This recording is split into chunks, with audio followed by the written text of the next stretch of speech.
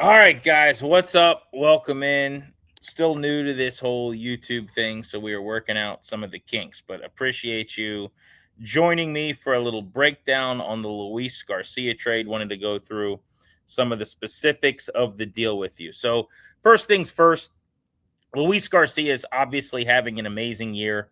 23 home runs is a career high, 76 runs batted in, already the best we've ever seen from him in his career. First in the National League of all hitters in slugging, fourth in runs batted in, eighth in homers, eighth in triples, ninth in extra base hits. This has been an amazing season.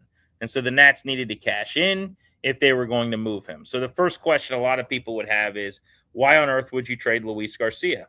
Well, think about flipping a house at the right time, right? Think about selling when the market says you should sell.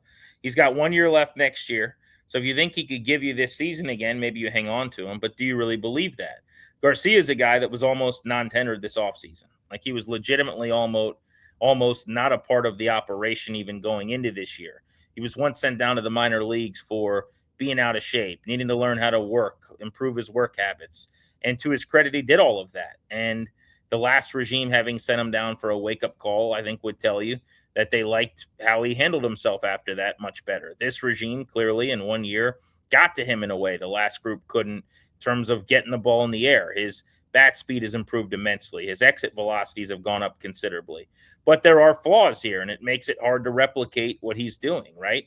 And he's rolling right now, going into the deadline 11 for 30 in his last 7 games, hits in six of his last 7, 4 multi-hit games. So there's a great reason to try to, feel like teams are going to be calling the Red Sox, the Yankees among them, and to try to cash in here. I think he's a really good offensive player. I would say he's a very fine talent at the plate.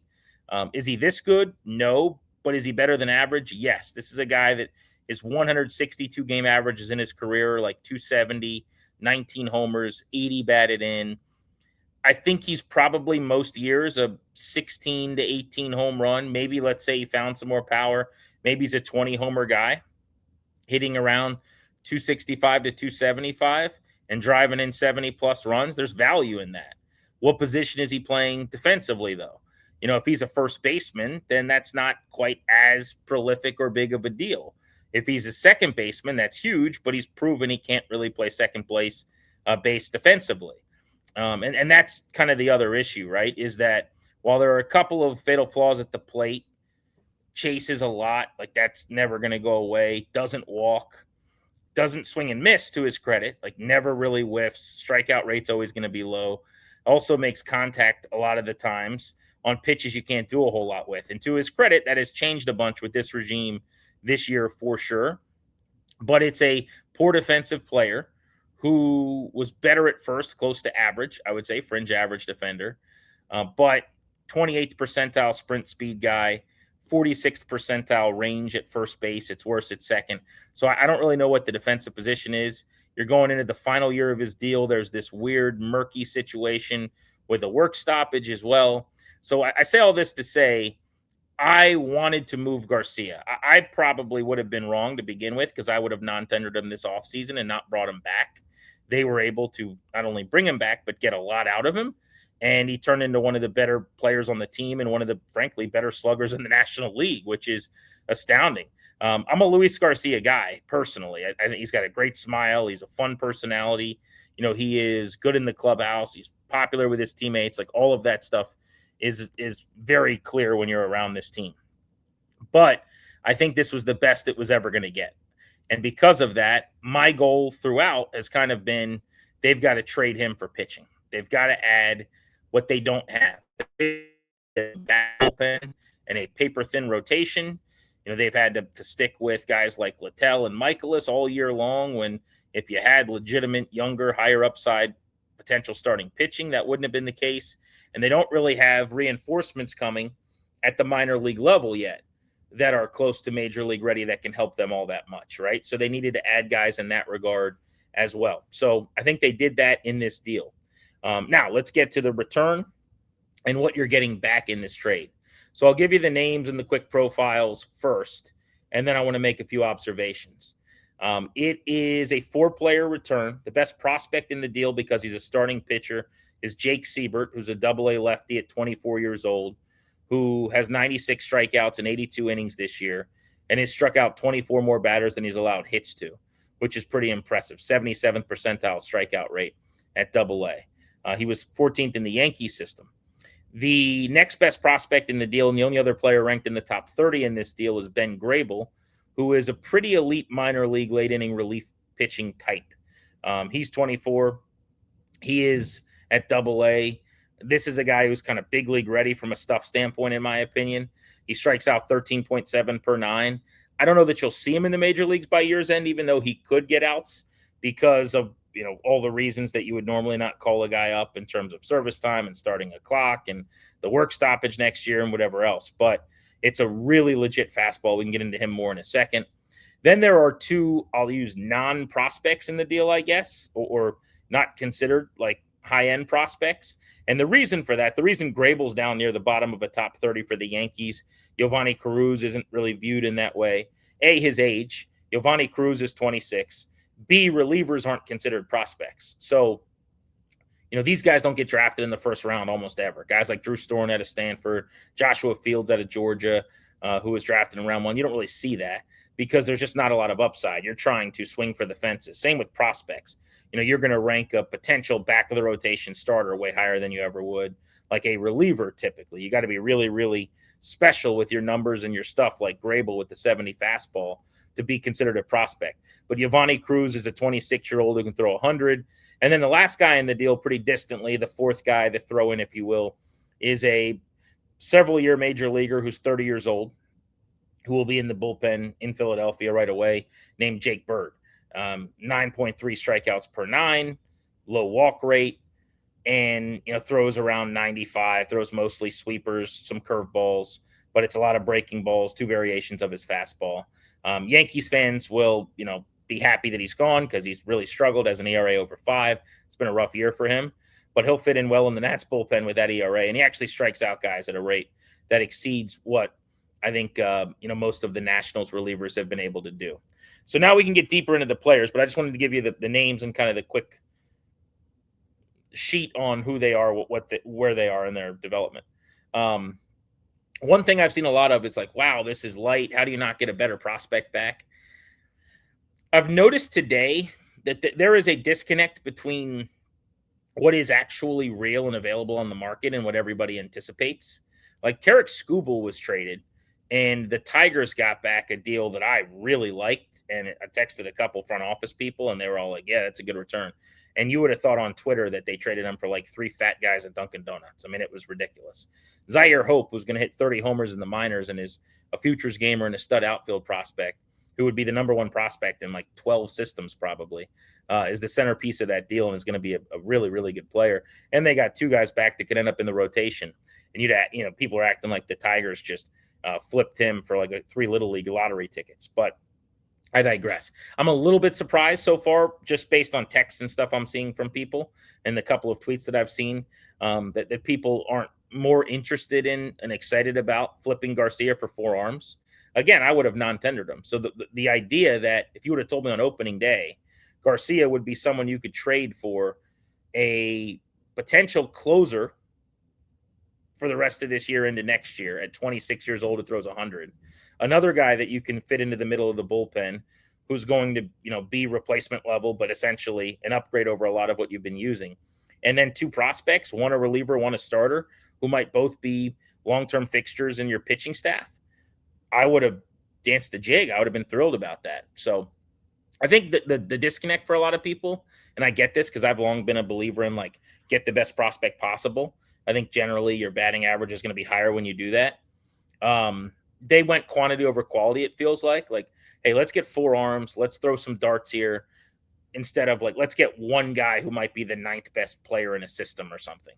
And maybe sometimes you want the name, the famous guy, but I don't dislike this at all. I think this is a really good play. They also took some crap when they traded Mackenzie Gore for quantity over quality. They said it wasn't quantity over quality. They pushed back on that. And all of a sudden that deal looks way better than people thought it was at the time. So that gives a little benefit of the doubt, I would say, to Toboni. But let's go through some of the names here. So we'll start with let's start with the best prospect in the deal in terms of the return package, and that would be Jake Sbert, who is in Double A. So let's see if I can share this with you here. There we go. Sbert is a 24-year-old right-hander, was a 15th round pick, which is pretty crazy, in 2025 last year. 2080 scouting scale, so it's like a big league average fastball slider. Cutter, I think, is a little better than this, but this is a guy that's got basically 3 big league average pitches at this point. So that's just the quick profile. 24 years old, pitching right now for the Somerset Patriots in Double A right-hander. If you look at his numbers this season, I've highlighted him here for you. ERA is a hair over 4. I wouldn't necessarily look at that as much as some of the peripheral stuff. So it's 82 innings, 75 hits. I mentioned the 96 strikeouts. So you're talking about 21 more Ks than hits allowed. Walk rate is low. Love that, 2.7 per 9. And if you look at the walk rate, he's never had problems walking anybody for his career here. And this is accounting for some college, which I'm not that interested in. But, 2.6 per 9. Strikeout rate has kind of exploded here professionally. Last year, very small samples, so you discount that. But 10.5 Ks per 9 right now. So the stuff is certainly playing at the Double A level. I want to take a little deeper dive into his metrics and kind of how he's stacking up in terms of some percentiles here.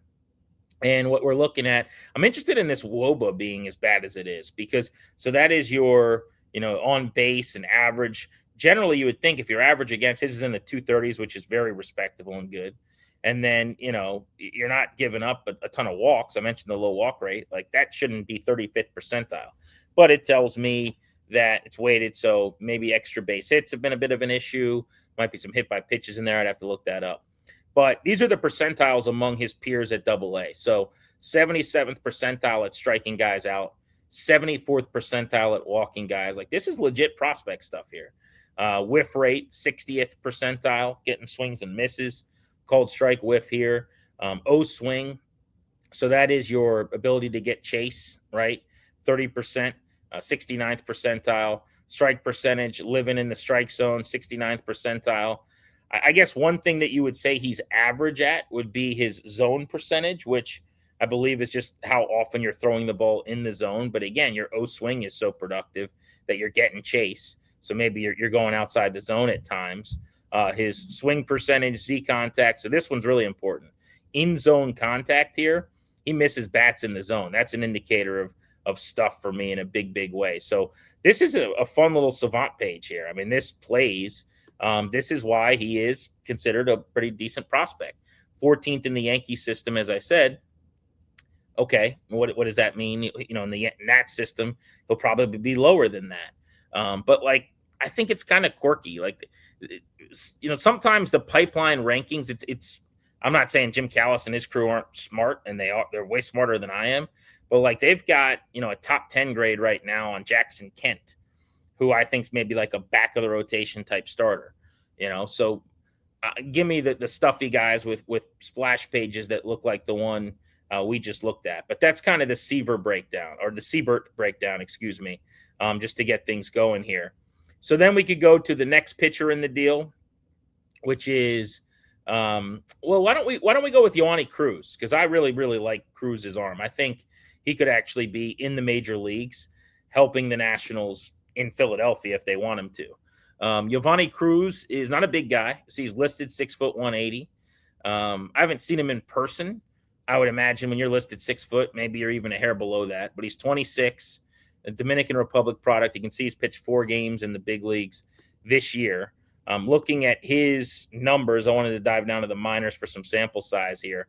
31 appearances out of the pen, 3.5 ERA, 31 hits in 35 innings. So for a guy that throws 100, that's not as dominant in terms of hits as loud as you would have liked, similarly with the ERA, but 52 strikeouts in 35 innings, 13 Ks per 9 is fun. That's what we're looking for here. And it's a stuffy, touches 100. The breakdown, he only throws 3 pitches. So it's, in the big leagues, it's only 4 appearances, but I grabbed this. 48% sliders at 91, 41% four-seam fastballs at 100, and then a splitter at 90, about 90% of the time. And you'd hope, because he's still kind of new to all of this, some of the stuff can still play up and improve. And look, the Nats have better proven to this point that they can develop and coach and improve their hitting than their pitching. But they're building their pitching lab. They got Simon Matthews. They're trying to do what they can here. This is the Yovanny Cruz splash page here. So you're looking again. These are percentiles. You want to, 100th means you're the best at it. So his CSW at 99, that's sexy. Zone percentage, fastball velocity of 100. Let me just get rid of this lower third real quick, just so we can see this better. There you go. Hard hit percentage down here is good. Barrel percentage is elite. I mean, this is, if this doesn't get you excited, I don't know what to tell you. This screams stuffy, swing and miss, is swinging strike percentage. Like anything, frankly, over 60th percentile is good. 70th percentile, I'd say, is like, okay, now we're getting into like the pretty elite range. When you're in the 90 plus percentile, that's outstanding. If you're not familiar with extension, so this is like where you're releasing the ball from. What a hitter would tell you, haven't asked guys about this, it's like the guys with the big time extension, they're normally much bigger. Think about like Mizorowski with his limbs, or a big 6'7", 6'8" pitcher might have great extension. If they're out in front and throwing from close to over the top, like the ball's way closer out, their fingers like right at your nose when they release it. So stuff plays up generally. If you're throwing 100, it might look like 104 or what have you. So that's the one area. It's a mechanical thing, and it's a size thing for him, probably at right around 5'11" or whatever. That doesn't grade out well, but that's the least important thing, I would say, on this page right now. So I think this is an immediate big league helper. Now, will they send him to Philadelphia? We're going to find that out. I'm actually checking my phone right now because I'm trying to get a little beat on that and get a feel for who's going where. Still waiting on an answer on that, but I think there's a real chance that the number 4 player in this deal, Jake Bird, ends up going to Philadelphia to report with the team in the bullpen. That seems like a lock. And then if Cruz does as well, you got 2 new relievers. As I said, I think Greyel's good enough to be pitching at the major league level, but to this point, he's still at Double-A, and it hadn't really happened yet. Let me see how I would go about. Let's see if I can grab you this Greyel page here. I'm going to share my screen because I wanted to show you why I like Greyel so much. He is a dog. So first, we could just show you his baseball reference page, I think. So let's scroll up here. So, all right, so this is Greyel. This is the pitching prospect on the relief side, back end of the top 30. He was 24. It was an 11th round pick out of Indiana. Has already had TJ, and that's behind him. So I'm going to highlight this here. 1.17 earned run average for him at A+. They move him up to Double-A. He's pitched 26 times to a 2.7. For the season, though, 36 innings, 56 Ks, about 14 per 9, 2.5 walks per 9 for Greyel. Pretty nasty. What I want to get to, though, if I can, I'm going to stop sharing this. If I can get to Greyel's splash page, let me just see. Work with me for a second here. I'm going to go to share screen. I'm going to go to his splash page. I got a bunch of pages up because I've been looking all these guys up today.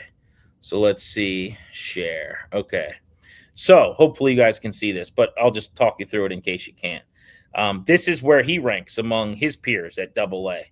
99th percentile WOBA, 93rd percentile strikeout rate, 99th percentile swing percentage, 96th swinging strike percentage, 94th strike. I mean, look, this is salivating, captivating. Like, this is what you dream about. This is what I want to see. All this stuff in the red. The blue stuff doesn't get ground balls. It's going to be a fly ball pitcher. I think this could be one of the better relievers for the Nats for the next several seasons. That's kind of where I'm at on him. He's going to be in the bullpen sooner rather than later, and he's going to be able to help them much sooner than, if you were to get some really high ceiling prospect who was like a lottery ticket in single A, who's a starter. Now, someone might have wanted that. They might have wanted the big ceiling boomer bust option, but what I have been clamoring for, I jokingly saw somebody with the team not that long ago. at BP, and I was like, do what you guys want to do at the deadline. I was kidding. This is not the tone really of our relationship, but I was like, you got to get me a reliever or two. You just have to. And then I'd like a reliever or two for next year too. And it's funny because it's kind of what they did in this deal. Now I go back to Jake Bird. I mean, Jake Bird is a guy that is going to struggle from time to time. He's like a sub standard kind of fringe average, below average, probably big league reliever, career 4.9 ERA. But how many guys in the Nats bullpen strike out a batter per inning, which he has the stuff to do? He throws 95. That's not something they have a lot of. They've kind of led with matchup specialists and have a bunch of lefties. So he's kind of the throw in this deal at this point. So overall, if you're asking me for big picture thoughts here, did they get a super high ceiling prospect back? I would say no. Do I think there's a chance that Sbert ends up being a third or fourth starter? Yeah, possibly. And then I think if you have him in your rotation, even if he's a 4 or 5, whatever that turns into, I think he has the ceiling to be higher than that. But if he's in the rotation and you've got Yovanny Cruz in the bullpen, hi, Reggie. You want to say hi to everybody? We're doing a video. The Nationals traded Luis Garcia. I'm sorry to tell you. Hi. You were sad when you found out they traded Luis Garcia Jr., weren't you? Yeah. You're going to miss him? Yeah. Well, hopefully you like the new pictures. Okay. All right. I'll be upstairs in a second. Let me finish this real quick. See ya. Can you go real quick so Daddy can finish this? Yeah, Mom sent me down. She sent you down? Okay, I'm going to be done in a second. So I'm going to wrap this up. But long story short, quantity over quality, 4 arms. I think 2 are in the bullpen right now, 3 sometime early next year. And you could have all 4 of these guys in the major league pitching staff next season. Hard for me to get overly upset when I was done with Luis Garcia this past offseason, and he kind of came back from the dead to show that he still got it. All right, I'm being summoned upstairs for dinner. So thanks for watching this.